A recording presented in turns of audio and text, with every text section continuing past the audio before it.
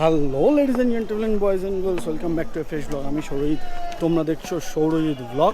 আর দেখছো আমি দাঁড়িয়ে আছি একদম নবদ্বীপধাম স্টেশনের সামনে, কারণ আজ আমি তোমাদের নিয়ে এসেছি শ্রী মহাপ্রভু চৈতন্যদেবের জন্মভূমি নবদ্বীপধামে। এর আগে আমরা একবার এসেছিলাম, মানে আমি আর অরূপ, পুরো মায়াপুর এক্সপ্লোর করতে। অবশ্যই সেই ভিডিওটা আই বাটনে বা ডেসক্রিপশানে থাকবে। আজ আমরা দুজন চলে এসেছি নবদ্বীপধাম দর্শন করতে। আজ শনিবার, আর অরূপেরও ছুটি, আমারও ছুটি, তাই আমরা চলে এসেছি নবদ্বীপধামে। নবদ্বীপধাম আসতে হলে তোমরা যে সকালবেলা জঙ্গিপুর আছে শিয়ালদা থেকে, সেটা ধরতে পারো। আদারওয়াইজ কাটোয়া লোক, যেটা সোদপুরে পৌঁছায় 8:30 মতন, সেটাও ধরতে পারো। আমরা ওটা করেই এসেছি। আসতে অলমোস্ট সময় লাগলো 100 কিলোমিটারের ডিস্টেন্স, প্রায় 2.5 ঘন্টার কাছাকাছি। আমরা এসে পৌঁছালাম ঠিক 11টার সময়। টিকিট ভাড়া 25 টাকা মাত্র। এবার আমরা এক্সপ্লোর করব। স্টেশনের বাইরেই দেখতে পাচ্ছ টোটো আছে, আমরা এখান থেকে টোটো ধরবো আর এই পুরো যে লোকাল সাইট সিনটা আছে সেটা করবো। দুজন চলো। কত বলবো? সব ঘুরবা না একদিক দেখবা না দুদিক দেখবা? দুদিক বলতে এদিকে শেষ যদি দেখো একরকম, আর যদি মনে করো একদিক দেখবা তাহলে একরকম। একদিক দুদিক মানে কিরকম আমি বুঝতে পারছি না। এদিকে মন্দির কম আছে, এদিকে মন্দির বেশি আছে, ঠিক আছে? কিন্তু এদিকে মন্দির বেশি আছে। এবার তুমি যদি বলো একদিক দেখবা, একদিক দেখতে পারো। এবার মন্দির এক একটা মন্দির এক এক জায়গা, আচ্ছা বুঝলা? এবার এদিকে শেষ, এদিকে শেষ, দুদিকে দেখবা না একদিকে? দুদিকে যদি দেখো তাহলে 700 টাকা পড়বে। দুজনে 700 টাকা পড়বে, আর একদিক দেখলে 500 টাকা। একদিক দেখলে 500 টাকা। তাহলে তোমরা দেখতেই পেলে, দাদা আমাকে বললো যদি সমস্ত নবদ্বীপের যা যা দেখার আছে সমস্ত কিছু দেখতে চাও তাহলে 700 টাকাতে দেখাবে, আর যদি একটা সাইড দেখতে চাও তাহলে 500 টাকা। তো আমি আর অরূপ এখন ডিসাইড করবো কোনটা দেখবো, সেই অনুযায়ী আমরা এখান থেকে বেরিয়ে পড়বো। দেখতেই পাচ্ছ এই চত্বরে প্রচুর টোটো আছে, এলে দাদাকেও পেয়ে যাবে। লাগলে দাদার ফোন নাম্বারও আমি ভিডিওর মধ্যে দিয়ে দেবো। তো দাদার সাথে আমরা কথা বলে নিয়েছি, আর দাদার সাথে আমরা কিন্তু বার্গেনিংও করে নিচ্ছি। বেশ কিছুটা বার্গেনিং করার পরে দাদা 500 বলছে, আমরা 400 বলেছি। ওই 400 450-র মধ্যে ব্যাপারটাকে ফাইনাল করতে হবে, এই হচ্ছে ব্যাপার। আর এই হচ্ছে আমাদের টোটো, আজকে যানবাহন, আজকে সারাদিনের জন্য এই টোটোটা আমাদের। যেটা আমি জানি স্ট্যান্ডার্ডটা বলে, স্ট্যান্ডার্ডটা আমাদের মানে 600 ধরো টাকা। কেউ কাস্টমাইজ করে 600 নিলে টাকা, তাহলে 600 টাকা হচ্ছে গিয়ে মেন, ঠিক আছে? দুই সাইড দেখুন। হ্যাঁ, এবার সেটা কম বেশি একটা, এবার কাস্টমাইজ করে নিলে কম বেশি নিজেদের মতো। এটা কি ভাড়া কখনো কমে বাড়ে এরকম কোনো ব্যাপার আছে? না কমে পারে না, সবসময় একই থাকে, শীতকাল হোক গরমকাল হোক বর্ষা, সবসময় একই থাকে। ঠিক আছে, এই দাদা আজকে ঘুরিয়ে দেখাবে, সমস্ত কিছু বলে দিও কিন্তু কোথায় কি আছে না আছে, তার দর্শক বন্ধুদের জানাতে হবে। তো আমরা সোজাসুজি প্রথমেই চলে এলাম গৌরাঙ্গ সেতুতে। একদম রিসেন্ট তৈরি হওয়া ব্রিজ, গঙ্গা এপার থেকে ওপার যাওয়ার জন্য এই গৌরাঙ্গ সেতু কিন্তু তৈরি হয়েছে। নবদ্বীপ আসার জন্য কিন্তু চাইলে তোমরা যদি কৃষ্ণনগর থেকে আসো তো নতুন একটা বাস আছে, যে বাসে করে কিন্তু এই গৌরাঙ্গ সেতু দিয়ে নবদ্বীপ আসা যায়। আমরা তো যেহেতু ট্রেনে এসেছি, তো আর অযথা ওরকমভাবে বাসের কোনো প্রয়োজন নেই, কিন্তু তোমাদের দেখানোর জন্য আমরা টোটোওয়ালাকে সোজা নিয়ে চলে এসেছি কিন্তু গৌরাঙ্গ সেতু। আর দেখতেই পাচ্ছ একদম সামনেই কিন্তু গৌরাঙ্গ দেবের সুন্দর মূর্তি তৈরি করা। বাকি বুঝতেই পারছো ট্যুরিস্ট স্পট, তো টোটোওয়ালাদের সঙ্গে কিন্তু তোমাদের প্রপার বার্গেনিং করতে হবে, না হলে কিন্তু হবে না। আগেই দেখেছো টোটোওয়ালা বলছিল 700 টাকা, আলটিমেটলি টোটোওয়ালা কিন্তু রাজি হয়ে গেছে 400 টাকায়, এবং এই 400 টাকায় কিন্তু সমস্ত কিছু ঘুরে দেখাবে। আর এই হচ্ছে চৈতন্য ব্রিজ।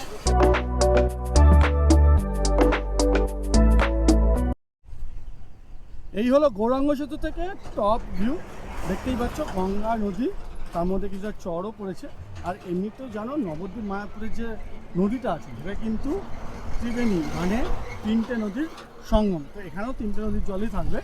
মাঝখানে অনেক বড় চর পড়ে গেছে, তো এখনও পর্যন্ত চরে তেমন কিছু তো চাষবাস হচ্ছে না দেখছি, বাট এমনি টাইমে কিন্তু হয়। তাই চলো আবার আমরা আমাদের টোটোর কাছে ফিরে যাই আর বেরিয়ে পড়ি।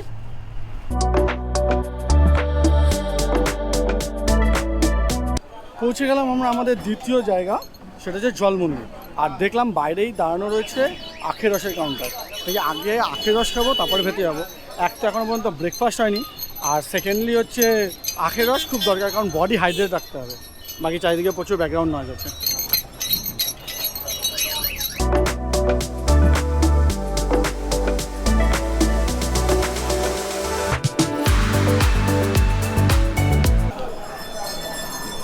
হয়েছে প্রসাদের সুব্যবস্থা আছে। ওকে, প্রসাদের ব্যবস্থা ঠিক এইটুকুই তোমার।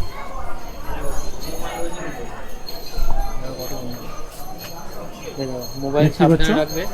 অনেক হনুমান, মোবাইল আর চশমা কিন্তু সাবধানে রাখবে। এটাই দেখতে পাচ্ছ, এটা হচ্ছে জল মন্দির। আর এইখানে কিন্তু রাধা কৃষ্ণের যুগল মূর্তি আছে। আর ঠিক তার উল্টো দিকে এই হচ্ছে নাট মন্দির। নাট মন্দিরে বসে কিন্তু সরাসরি তোমরা আরাধনা করতে পারো। আর এইখানে ওঠা কিন্তু একেবারে নিষিদ্ধ। বাইরে বড় বড় করে লেখা আছে এই মন্দিরে ওঠা কিন্তু নিষিদ্ধ।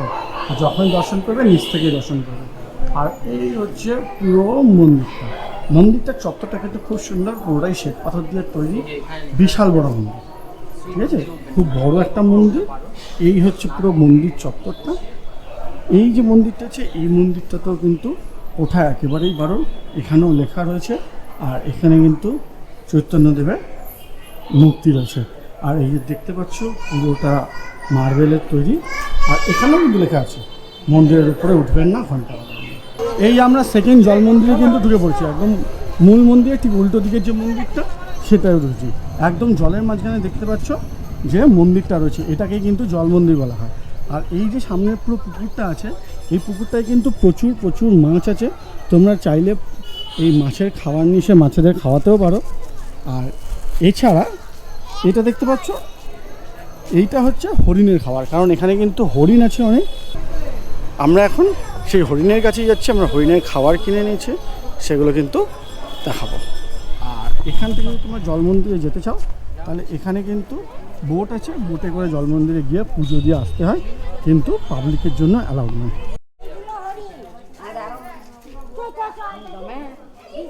এই আমরা চলে এসেছি, এখানে কিন্তু প্রচুর দেখতে পাচ্ছ ভিতরে ছোট ছোট খরগোশ ঘুরে বেড়াচ্ছে। খরগোশগুলোকে দেখো। আর এই আমাদের একদম সামনেই রয়েছে হরিণ। এত কাছ থেকে কিন্তু হরিণ তোমরা চট করে কোথাও দেখতে পাবে না। কি শর্টটা বানাচ্ছ? এই যে দেখো, এত হরিণ সামনে কখনো তোমরা কোথাও দেখতে পাবে না, শুধুমাত্র এখানে আসলে দেখতে পাবে।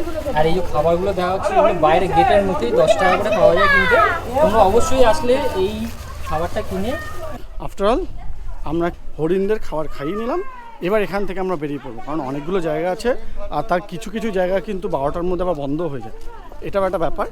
তো চলো বেরিয়ে পড়ি ঝটপট, কোথাও লেট করা যাবে না। এই যে পুরো বিল্ডিংটা দেখতে পাচ্ছ, এই বিল্ডিংটা কিন্তু বেসিক্যালি থাকার জায়গা। এখানে অফিস রুম আছে, সেখানে এসে তোমরা নিজেদের রিকোয়ারমেন্ট মতন এখানে কিন্তু থাকতে পারো। তার সম্পূর্ণ সুব্যবস্থা কিন্তু এখানে আছে। A few inches later. ব্যাস, আমরা পৌঁছে গেছি সোনার মন্দির।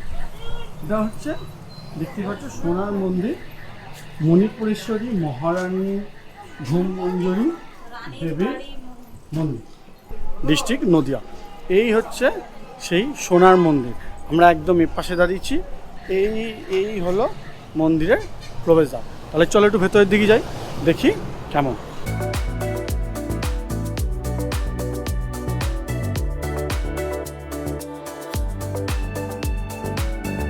এই যে পুরো জায়গাটা দেখতে পাচ্ছ খুব সুন্দর করে পরিষ্কার পরিচ্ছন্নভাবে এখানে পুরো বাগানটা তৈরি করা আছে। আর এইটা হচ্ছে মূল মন্দির। এই যে জায়গাটা, এইটা হচ্ছে মূল মন্দির। এখানে কিন্তু প্রসাদ দেওয়া হয়, কিন্তু প্রসাদ যেটা দেওয়া হয় সেটা কিন্তু অবশ্যই তার জন্য আলাদাভাবে টোকেন কাটতে লাগে। টোকেন কেটেই তোমরা কিন্তু প্রসাদটা পাবে। আর এই হচ্ছে মন্দির, দেখতে পাচ্ছ মন্দিরের ওপরটা কিন্তু একদম সোনার পাত দিয়ে মোড়া। তোমরা দেখলেই বুঝতে পারবে পুরো যে উপরের যে পুরো চূড়াটা আছে পুরোটাই কিন্তু সোনার পাতে তৈরি।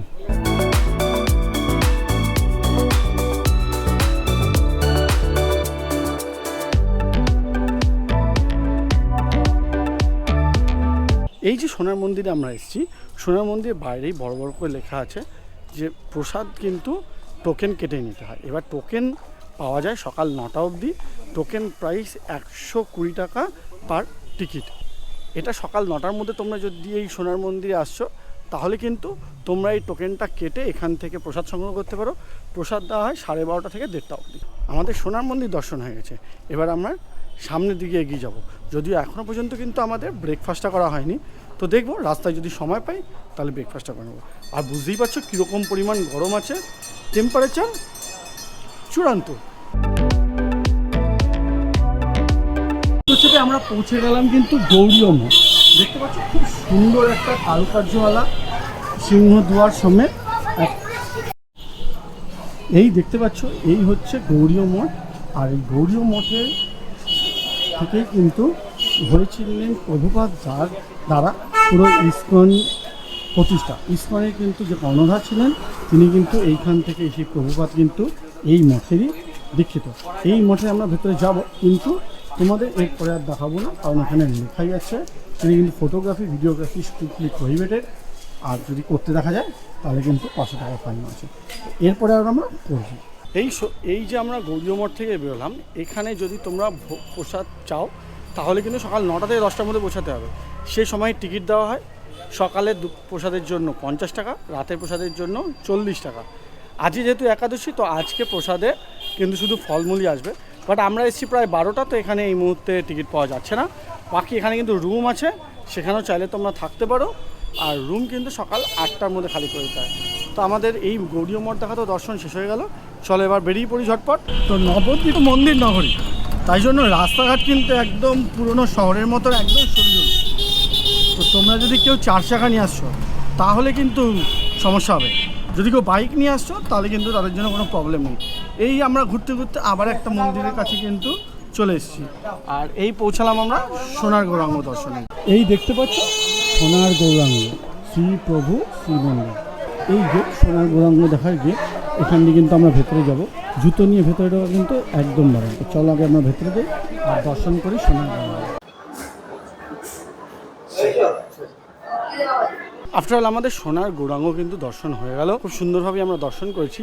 নিচে আর মন্দিরটায় ঢুকতে কিন্তু কোনো রকম কোনো চার্জেস লাগে না, কিন্তু যখন সোনার গৌরাঙ্গটা দর্শন করতে হবে তার জন্য কিন্তু ওপরে উঠতে গেলে 10 টাকা করে জনপ্রতি পেমেন্ট করতে হয়। সেই পেমেন্ট করে তারপরেই তোমরা কিন্তু সোনার গৌরাঙ্গ দর্শন করতে হবে। সোনার গৌরাঙ্গের সাথে আছে গোপালের মূর্তি, রাধাকৃষ্ণের মূর্তি, যেটা স্বাভাবিক। এরপর আমরা যাচ্ছি সমাজবাড়ি মন্দির। একদম সোনার গৌরাঙ্গের যে মন্দিরটা আছে ঠিক তার সামনে দুপা হাঁটা পথেই একদম সামনে হচ্ছে সমাজবাড়ি মন্দির। জায়গাটা প্রচণ্ড কনজেস্টেড, তাই ব্যাকগ্রাউন্ড নয়েজ কিন্তু একটু বেশি পাবে। আর দেখতে পাচ্ছ যেমন সমস্ত মন্দিরের আশেপাশে পুজো দেওয়ার সমস্ত সামগ্রী পাওয়া যায়, এইখানেও কিন্তু সেমন সমস্ত সামগ্রী বিক্রি হচ্ছে চারিদিকে। চলো সমাজবাড়ি মন্দিরের ভেতরে যাই। তোমাদের এক্ষুনি বলছিলাম সমাজবাড়ি মন্দির, এই হলো সেই সমাজবাড়ি মন্দির। আমরা দেখতে পাচ্ছি আমার পুরো পেছন দিকটা জুড়ে কিন্তু সমাজবাড়ি মন্দির। আর আমরা এখন যাব এই সমাজবাড়ির ভেতরে। আমাদের টোটোওয়ালা দাদা কিন্তু অলরেডি এখানে এসেই ওয়েট করছে। তো আমরা এখন সমাজবাড়ি মন্দিরের ভেতরে যাব আর দেখব পুরোটা। যদি ভিডিওগ্রাফি অ্যালাউ থাকে তোমাদেরও দেখাবো। পুরো বাইরের যে দিকটা, পুরো দেয়ালগুলো কিন্তু খুব সুন্দর করে কারুকার্য করা আর খুব সুন্দর রাধাকৃষ্ণের ছবি দিয়ে কিন্তু ভরা। প্রত্যেকটা ছবি কিন্তু অসাধারণ সুন্দর। এই হলো সমাজবাড়ি মন্দির। এই দেখতে পাচ্ছ, এই যে পুরো সামনের যে এত বড় মন্দিরটা বড় হচ্ছে সমাজবাড়ি মন্দির। এটা হলো নাথ মন্দির আর এর পাশে হচ্ছে মূল মন্দির। মূল মন্দিরের ওপর একেবারেই ওঠা নিষিদ্ধ। আর এই নাথ মন্দিরের ভেতর থেকে এই হচ্ছে অ্যাকচুয়াল মন্দিরের ভিউ। আর দেখতে পাচ্ছ কি বিশাল বড় দান পাত্র। তোমাদের যা যা দান করার ইচ্ছা তোমরা অবশ্যই দান করতে পারো। তো আমরা এক্ষুনি সমাজবাড়ি মন্দির থেকে কিন্তু দেখে এলাম। একটা ইনফরমেশান দেওয়া হয়নি, সেটা হচ্ছে ওখানেও কিন্তু তোমরা চাইলে ভোগ পেতে পারো, কিন্তু টাইমিংটা সেম। সেই সকালবেলা 9টার মধ্যে কিন্তু তোমাদের এখানে এসে ভোগ কাটতে হবে। নর্মাল টাইম সকাল 9টার মধ্যে এসেই কিন্তু তোমাদের ভোগের জন্য টোকেন কাটতে হবে। আর ভোগ দেওয়া হয় দুপুরবেলা 12টা থেকে। তোমরা যদি ভোগ নিচ্ছ তাহলে নর্মাল 80 টাকা, আর যদি চৈতন্য সেবা থাকে তাহলে 100 টাকা করে চার্জ আছে। এই দেখতে পাচ্ছ, এটা হচ্ছে জগন্নাথ মিশ্রের বাড়ি, যেখানে মহাপ্রভু চৈতন্যদেব জন্মগ্রহণ করেছিলেন। এই হচ্ছে সেই মন্দির আর এই হচ্ছে তার মেন গেট। চলো আগে ভেতরে দিয়ে যাই আর তারপরে দেখি ভেতরে কী কী আছে। মোবাইল ক্যামেরা এগুলো ইউজ করা যায় কি যায় না সেগুলো আমরা ভেতরে গিয়ে দেখি।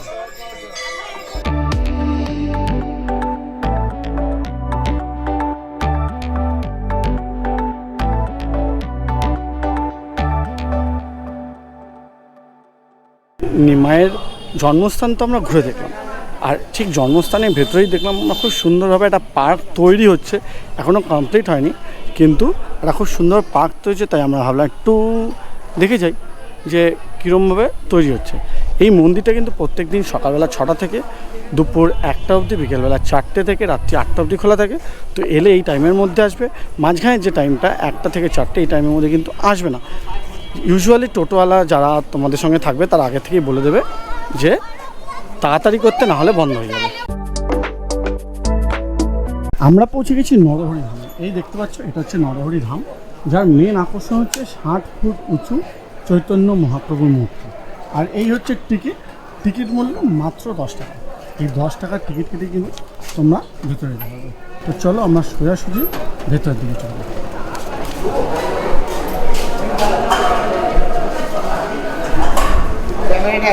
ঠিক আছে, ফোন এলাও আছে, এটা রেখে যা। এই আমরা ভেতরে প্রবেশ করে ফেলেছি। এই আগেই দেখতে পাচ্ছ, এখান থেকেই সরাসরি দেখতে পাওয়া যাচ্ছে কিন্তু চৈতন্য মহাপ্রভুর মূর্তি। আর তার আগে একটা খুব সুন্দর অ্যাডভেঞ্চারাস গুহা বানানো আছে। তো আমরা ভেতরের দিকে যাচ্ছি। এই দূরে দেখতে পাচ্ছ আমাদের অরূপকে। আর গুহাটা কিন্তু খুব সুন্দর করে সাজানো, মানে বাচ্চাদের জন্য কিন্তু খুবই সুন্দর। বেশ একটা গুহাপথ বানানো আছে, খুব সুন্দর করে কিন্তু লাইটিং করেছে। যদিও বাইরে অলমোস্ট 40 ডিগ্রি চলছে, বাট এখানকার টেম্পারেচার কিন্তু অনেক কম। বুঝতেই পারছো বাইরে রোদ কীরকম আর এখানকার টেম্পারেচার কীরকম।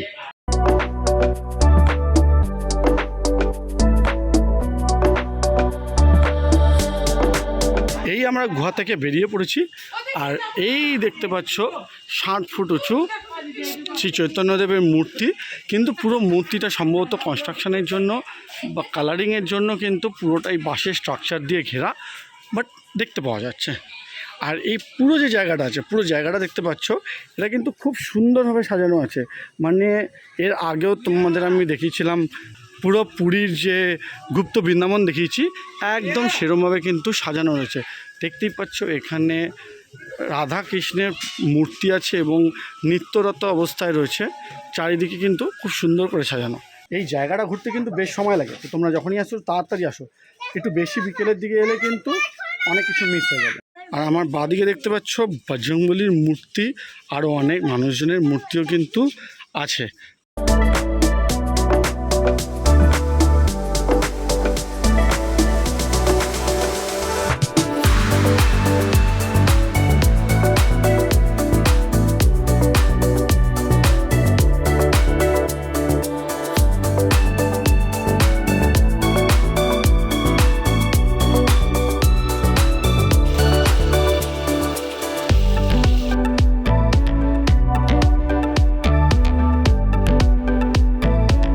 এই যে রাস্তাটা ধরে আসছো, এখান দিয়ে কিন্তু এই যে জায়গাটা দেখতে পাচ্ছ, এই জায়গাটা কিন্তু মিউজিয়াম। আর এখানে লেখা আছে জুতো খোলার কোনো প্রয়োজন নেই। তো চলো মিউজিয়ামের ভেতরে যাই।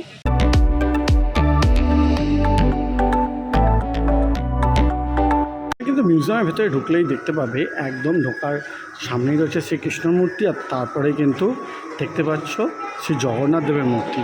আর এরপর তোমরা এই চারিদিকে কৃষ্ণের যত অবতার আছে, সেই সমস্ত অবতারের কিন্তু মূর্তি এখানে বানানো আছে।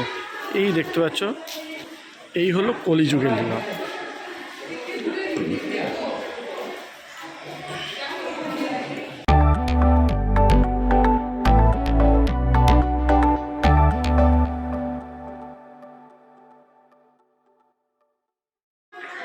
এইটা যেটা দেখতে পাচ্ছ, এটাকে বলে দ্রাপর যুগের লীলা।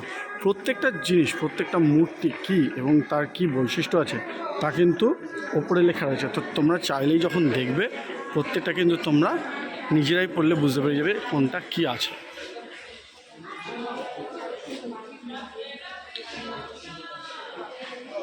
আর তো দেখে বুঝতেই পারছো, শ্রীকৃষ্ণ যখন পুতনা রাক্ষসীকে বধ করেছিল, এটা হচ্ছে তার স্ট্যাচু। বাট ব্লু কালারটার জন্য অনেক কম দেখা যাচ্ছে।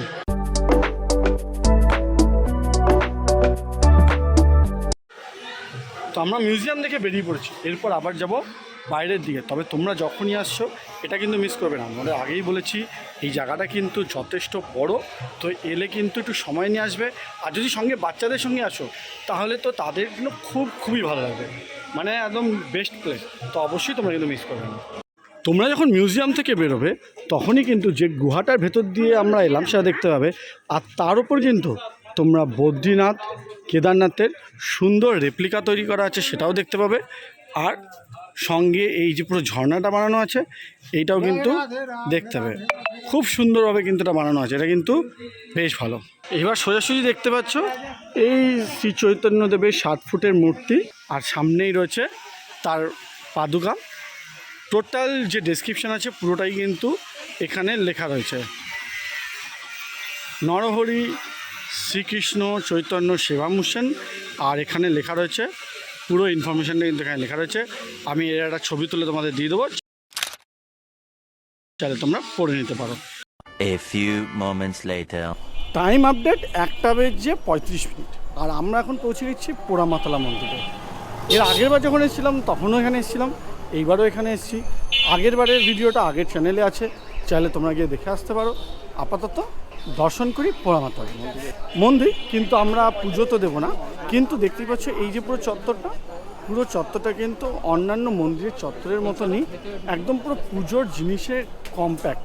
পুজোর জিনিসপত্র পাওয়া যায়, বাড়িতে ঠাকুরের জন্য যে গোপালের জামা লাগে সেই জিনিস পাওয়া যাচ্ছে, চাইলেই কিন্তু সব কিছুই পাওয়া যাচ্ছে। ইভেন পুজো দেওয়ার জন্য প্রসাদও পাওয়া যাচ্ছে। তো এই হচ্ছে পুরো মন্দির চত্বর। চলো ভেতর দিকে যাই। এই দেখতে পাচ্ছ এখানে কিন্তু ডালা, ফুলের মালা সমস্ত কিছু পাওয়া যাচ্ছে। আর এই হচ্ছে মন্দির। এই মন্দির একটা খুব বড় পুরনো প্রাচীন বটগাছ, তার তলায় কিন্তু এই মন্দিরটা রয়েছে। এর মধ্যে একজন মায়ের দর্শন পায়, আচ্ছা সেই থেকে পড়ুয়ার মা থেকে অপভ্রংশে পোড়া মায়ে চলে আসে। আচ্ছা। তো অনেকে বলে আগুনে পুড়িয়ে গেছিল, যার জন্য এখানে সাইনবোর্ডে লেখা হ্যাঁ, আছে অনেকে এটা বলে। বিদগ্ধ জননী।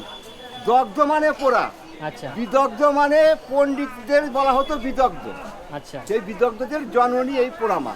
আমাদের চৈতন্যদেবের বহু আগে এই গাছ, তখন তো এত কিছু ছিল না, এখন তো রেলিং দিয়ে অনেক কিছু করা হয়েছে।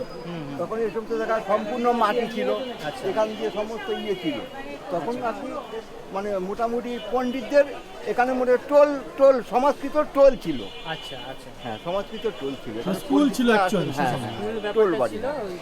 পণ্ডিতরা আসতেন, হ্যাঁ হ্যাঁ হ্যাঁ, পড়ুয়ার মা। এখনো বছরে একদিন নীল সরস্বতীর পুজো হয়, এবং সেই দিন সরস্বতী পুজোর দিন মায়ের অঞ্জলি হয় এবং ভক্তগণ আসে, অনেকে এখানে এসে অঞ্জলি দেয়। কোন দিন কবে হয়? সরস্বতী পুজোর দিন। সরস্বতী পুজো। হ্যাঁ, সরস্বতী পুজোর দিন। আচ্ছা, নীল মানে অনেকে সরস্বতী বলেন পুজো। নীল সরস্বতী। এখন আমাদের তো অতটা ইতিহাস জানা নেই, হ্যাঁ হ্যাঁ কিছু বহু আগেকার কথা, প্রায় 1000 বছর আগেকার কথা। সেইটাই। আমরা যেটুকুনি শুনেছি হ্যাঁ গুণীজনদের কাছ থেকে, আমরা সেইটুকুনি অবধি বলতে পারি। ধন্যবাদ আপনাদের। পেলে জেঠুর কাছে এই যে পোড়া মাতলা বা পড়ুয়া মাতলা, তার কিন্তু পুরো খবরটা কিন্তু এখান থেকে পেয়ে যাবে। মায়ের মন্দিরে পুজো হচ্ছে, যারা চারিদিকে প্রচুর দোকান, তোমরা কিন্তু যা চাই এখান থেকে কিনে চাইলেই পুজো দিতে পারো। এই দেখতে পাচ্ছ পোড়ামাতার মন্দির, আর একদম তার ঠিক এই সামনেই দেখতে পাচ্ছ পোড়ামাতলার মন্দির, মা বিদগ্ধ মা। এই যে জায়গাটা দেখতে পাচ্ছ, এখানে কিন্তু অ্যাকচুয়ালি কোনো মূর্তি নেই, আছে একটা বড় সাইজের ঘট, সেখানেই কিন্তু পুরো পুজোটা হয়। আর এই পুরো যে বড় বটগাছটা দেখতে পাচ্ছ, তার চারদিক দিয়ে কিন্তু তোমরা ঘুরে আসতে পারবে। চলো আমরাও একবার ঘুরে আসি।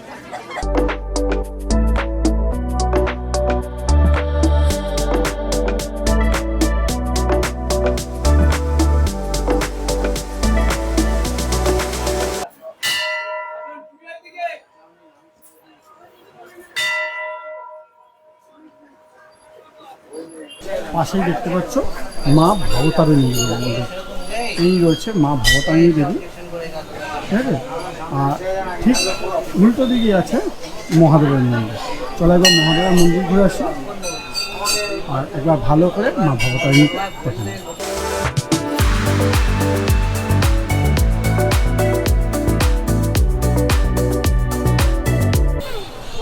পোড়ামাতার মন্দিরের সামনে কিন্তু দেখতে পাচ্ছ মহাদেবের মন্দির। এই পোড়ামাতার মন্দির, সেখান থেকে সোজা এলেই কিন্তু দেখতে পাচ্ছ মহাদেবের মন্দির। বিশাল প্রাচীন মন্দির দেখতে পাচ্ছ, একদম পুরো বটগাছটা কিন্তু একদম মন্দির বরাবর নেমেছে। মন্দিরের চূড়াটা সম্পূর্ণরূপে বটগাছের শিকড়ে আবৃত।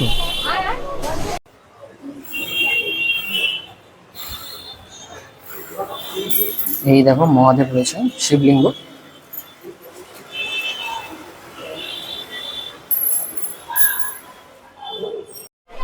পোড়ামাতার মন্দির দর্শন কিন্তু সম্পন্ন হয়েছে। এবার আমরা আবার বেরিয়ে যাচ্ছি।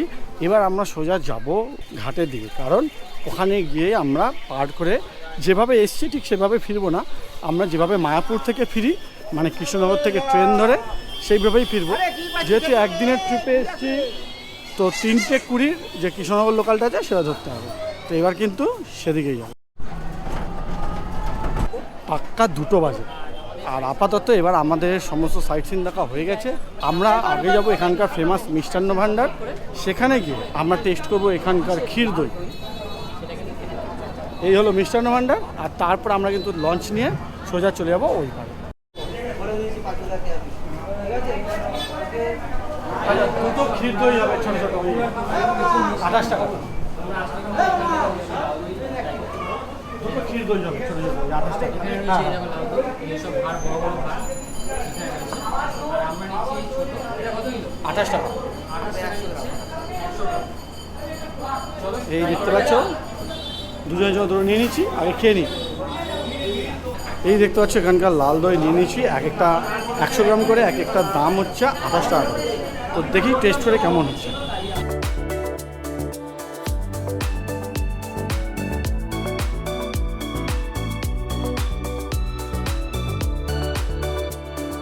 নবদ্বীপ ঘুরবেন এই যে জায়গাটা দেখতে পাচ্ছি, এই জায়গাটা হচ্ছে এই যে মিষ্টান্ন ভবন, কিন্তু আমরা এই লাল দইটা খেলাম। অসাধারণ সুন্দর টেস্টি ক্ষীর দই আমরা খেয়ে নিয়েছি। এবার আমরা এইখান দেখতে পাচ্ছি, এটা হচ্ছে ফেরির টিকিট কাউন্টার। এবার ফেরি ধরে আমরা যাব প্রথমে ওপার কৃষ্ণনগর। কৃষ্ণনগর থেকে কিন্তু আমরা ট্রেন ধরবো। তো তোমরা যদি চাও, তোমরা কিন্তু নবদ্বীপ ধাম থেকেও আবার যে ট্রেনে আমরা এসেছি সে ট্রেনেও ফিরতে পারো, একটু লেটে আছে। তো আমাদের যেহেতু কাজকর্ম শেষ হয়ে গেছে, তো আমরা চলে যাচ্ছি বাড়ির দিকে। আমরা টিকিট কেটে নিয়েছি কৃষ্ণনগরের টিকিট ভাড়া মাত্র 3 টাকা, 2টো টিকিট কেটেছি 6 টাকা। এবার এখান থেকে আমরা কৃষ্ণনগরের ফেরি ধরবো, যাব কৃষ্ণনগর। এই যে চত্বরটা আছে, এই চত্বরটা তোমরা যদি মায়াপুর থেকে আসো, তাহলে কিন্তু তোমরা এখানেই আসবে। আর এখান থেকেই টোটো, অটো সমস্ত কিছু পাবে পুরো নবদ্বীপ ঘোরার জন্য। আবার যদি আমাদের মতন করে আসো, তাহলেও কিন্তু তোমরা আসতে পারবে।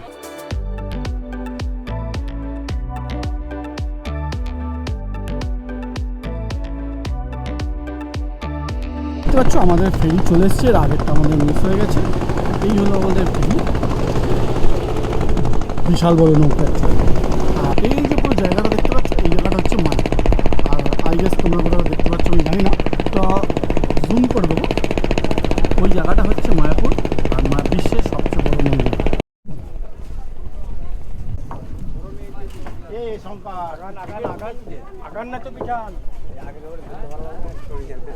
তারপর 2-3বার আমি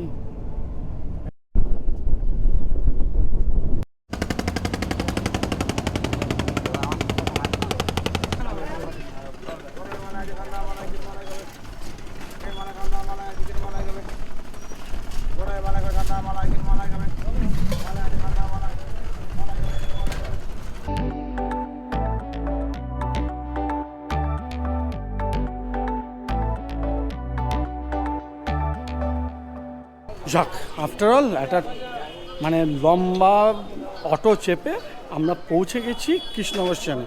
এই দেখতে পাচ্ছ আমাদের পেছনে রয়েছে কৃষ্ণনগর স্টেশন। স্টেশনের ওপর কোনো রকম ভিডিও বানাবো না, কারণ এই মুহূর্তে স্টেশনে ভিডিও বানানো কিন্তু একদম ইল্লিগাল। তো এই দেখতে পাচ্ছ স্টেশন, আর এখানেই কিন্তু আমাদের ট্রেন দাঁড়িয়ে আছে 3:20 কৃষ্ণনগর শিয়ালদা লোকাল। আমরা এটা করেই বাড়ি যাব। আশা করছি তোমাদের পুরো ভিডিওটা ভালো লেগেছে, সমস্ত ইনফরমেশান পেয়ে গেছো। যদি এক্সট্রা কোনো রকম ইনফরমেশান চাও, তো কমেন্ট করবে, জানতে পেরে যাবে।